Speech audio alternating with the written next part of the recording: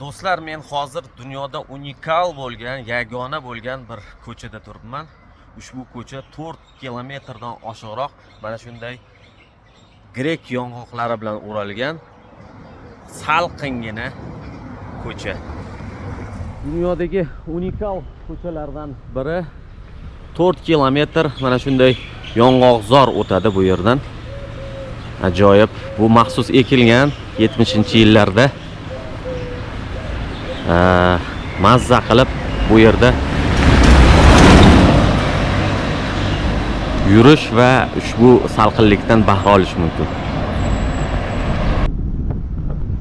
Dunyoda yagona bu ko'cha ayrim sayyohlik manbalarida dunyoning eng chiroyli ko'chalaridan biri sifatida e'tirof etilgan.